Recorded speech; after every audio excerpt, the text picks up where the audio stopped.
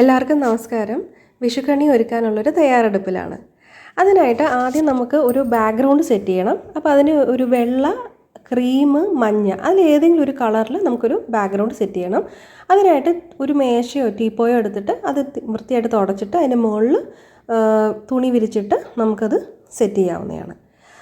അപ്പോൾ അതാണ് ആദ്യത്തെ ഒരു കാര്യം. അതിനുശേഷം നമുക്ക്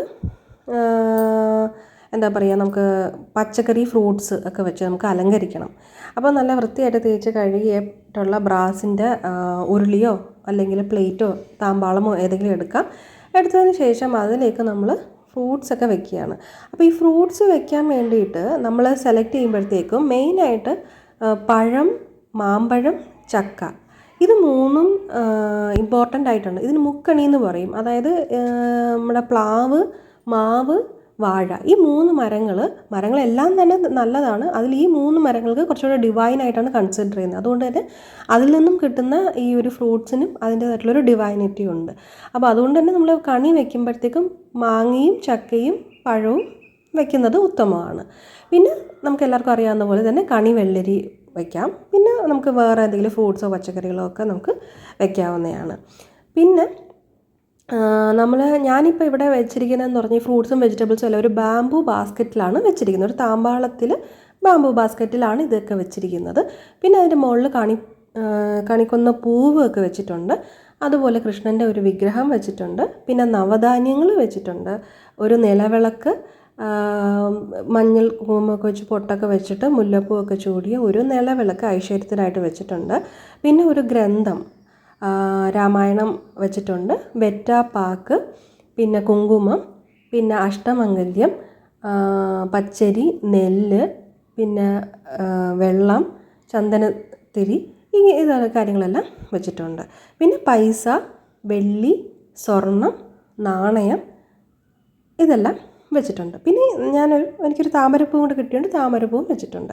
അപ്പോൾ ഇതെല്ലാ സാധനങ്ങളും തന്നെ കൃഷ്ണന് ഇഷ്ടമുള്ളതും അതുപോലെ തന്നെ പ്രിയപ്പെട്ടതുമായിട്ടുള്ള സാധനങ്ങളൊക്കെ വെച്ചിട്ടാണ് നമ്മൾ അറേഞ്ച് ചെയ്തിരിക്കുന്നത്. അപ്പോൾ ഈ വിഷുക്കണി വയ്ക്കുമ്പോൾ ഇതിനകത്ത് പ്രധാനപ്പെട്ട് നമ്മൾ ശ്രദ്ധിക്കേണ്ട ഒരു കാര്യം എന്ന് പറഞ്ഞു കഴിഞ്ഞാൽ പ്ലാസ്റ്റിക് ഒഴിവാക്കുക.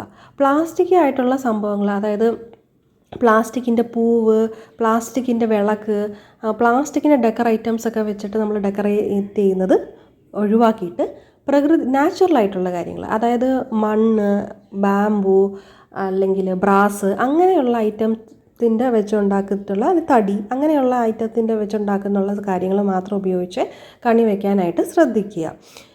മറ്റേത് മാക്സിമം ഒഴിവാക്കുക. കാരണം ഇതിൻ്റെ വൈബ്രേഷൻ, ഓരോ പ്രൊഡക്റ്റിനും ഓരോ വൈബ്രേഷൻ ഉണ്ടല്ലോ. സോ ആ വൈബ്രേഷനിൽ വ്യത്യാസം വരുന്നുണ്ട്.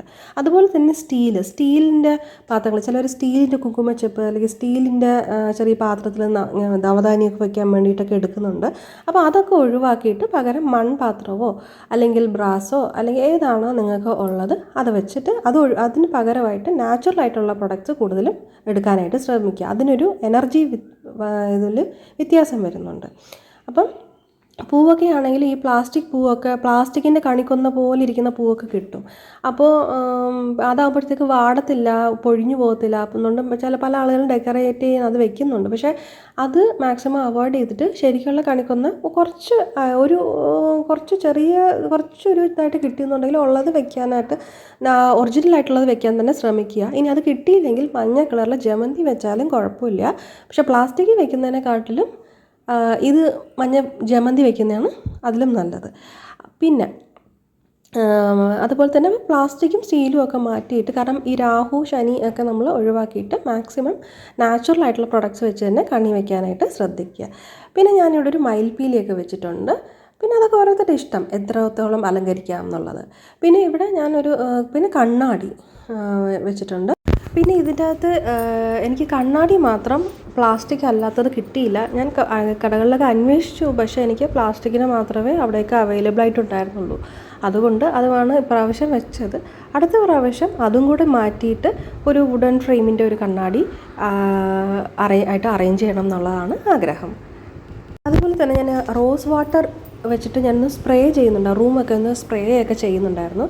സോ മൊത്തത്തിൽ മുല്ലപ്പൂവിൻ്റെയും റോസ് വാട്ടറിൻ്റെയും ഒക്കെ എല്ലാം നല്ലൊരു മണമായിരുന്നു മുറിക്കകത്ത്. ഞാൻ ഇവിടെ വെച്ചിരിക്കുന്നത് ഒരു വെള്ളിയുടെ ഒരു കൃഷ്ണനാണ്. പക്ഷേ അത് ചെറുതാണെങ്കിലും ഒരുപാട് അത്ഭുത സിദ്ധിയുള്ള ഒരു കൃഷ്ണ വിഗ്രഹമായിട്ട് പലപ്പോഴും തോന്നിയിട്ടുണ്ട്. അതുപോലെ തന്നെ എനിക്ക് ഈ രാമായണം ബുക്ക് എൻ്റെ കയ്യിൽ കിട്ടുന്നതെന്ന് പറഞ്ഞാൽ വളരെ വിചിത്രമായ ഒരു അത്ഭുതത്തിലാണ് എനിക്കത് കിട്ടുന്നത്. അപ്പോൾ അങ്ങനെയൊക്കെ ഉള്ള കാര്യങ്ങളും എല്ലാം ഞാൻ ഈ വിഷുക്കണിക്ക് ഒരുക്കാനായിട്ട് വെച്ചിട്ടുണ്ട്. അപ്പോൾ ഇതൊക്കെയാണ് ഞങ്ങളുടെ വിഷുക്കണി ഒരുക്കം. അപ്പോൾ എല്ലാവർക്കും ഹാപ്പി വിഷു. അതുപോലെ ഈ വിഷുവിന് അടുപ്പിച്ച് നല്ല നല്ല ശകുനങ്ങളൊക്കെ കാണാനുള്ളൊരു യോഗം ഉണ്ടായിട്ടുണ്ട്. അതുപോലെ ഈ വ്യാഴാഴ്ച ദിവസം കിഴക്ക് നിന്നും പശുവും കുട്ടിയും കൂടെ തനിയെ നടന്നു വന്ന് വീടിൻ്റെ ഫ്രണ്ടിൽ വന്ന് ഒരു 2 സെക്കൻഡ് നിന്നിട്ട് ആണ് പോയത്. അതുപോലെ തന്നെ ഞായറാഴ്ച ദിവസം 2 കുതിര നടന്നു പോകുന്നു. അതിനെ 2 പേര് പിടിച്ചുകൊണ്ടാണ് പോകുന്നത്. അതിൻ്റെ ആ പിടിച്ചുകൊണ്ട് പോകുന്ന അയാളുടെ കയ്യിൽ നിറയെ കണിക്കൊന്ന പൂവുണ്ട്. കണിക്കൊന്ന പൂവായിട്ട് ഒരാൾ ഈ കുതിരയും പിടിച്ചുകൊണ്ട് പോവുകയാണ്. ഇതൊന്നും എപ്പോഴും നമുക്ക് കാണാൻ പറ്റുന്ന ഒരു കാര്യങ്ങളല്ല. പക്ഷേ ഇതെല്ലാം കാണാനുള്ളൊരു യോഗവും കൂടെ കിട്ടി. എല്ലാം ഒരു നല്ല ശകുനമായിട്ട് എനിക്ക് തോന്നി.